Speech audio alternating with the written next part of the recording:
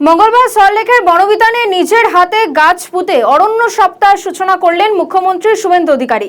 তবে এ শুধু প্রতীকী অনুষ্ঠান নয়, রীতিমতো হাতে কলমে কাজ করে দেখালো বন দফতর। মন্ত্রী মনোজ ওরাওয়ের উদ্যোগে স্কুল পড়ুয়াদের বিতরণ করা হলো 1,10,00,000 চারা গাছ। বন বাঁচাতে প্রধানমন্ত্রীর একটি গাছ মায়ের নামে কর্মসূচিতে অনুপ্রাণিত হয়ে মুখ্যমন্ত্রীর বার্তা, বাংলাও হয়ে উঠুক অরণ্যময়। রাজ্যে বছরভর মোট 7,20,00,000 কোটি গাছ লাগানো লক্ষ্যমাত্রা নিয়েছে রাজ্য সরকার। বৃক্ষরোপণের সঙ্গে সঙ্গে শুভেন্দু অধিকারী তিনি পরামর্শ দিয়েছেন, বজ্রপাত থেকে বাঁচতে সবাইকে বলবো নারকেল গাছ লাগানো বেশি করে দরকার।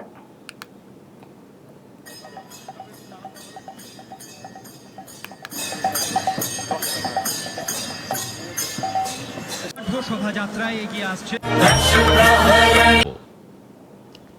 আমাদের মধ্যে বিধাননগরের বিধায়ক তথা রাজ্যের স্বাস্থ্য পরিবার,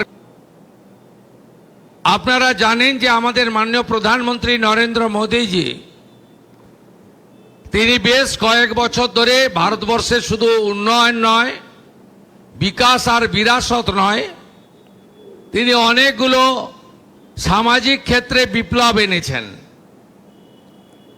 তার মধ্যে অন্যতম স্বচ্ছ ভারত অভিযান, তার মধ্যে অন্যতম যোগা, তার মধ্যে অন্যতম খেলো ইন্ডিয়া জোড়ো ইন্ডিয়া, তার মধ্যে অন্যতম নমামি গঙ্গা, তার সাথে মায়ের নামে একটি গাছ। আমি কালকে রাত্রে যখন শিবরাজ সিং চৌহানজি আসেন, তার সঙ্গে আমার দেখা হয়েছিল। আমি বললাম কালকে কখন দেখা হবে? बोले शुभेंदु जी, मैं डेली काम शुरू करने के पहले एक पेड़ लगाता हूं। আমি বললাম কাল তো আমাদের অরণ্য সপ্তাহ। বললো না, নেই मैं डेली लगाता हूं। বলে আমি আজকে নিউ সেক্রেটারিয়েট ক্যাম্পাসে একটি গাছ লাগিয়ে আমি সচিবালয়ে আসব।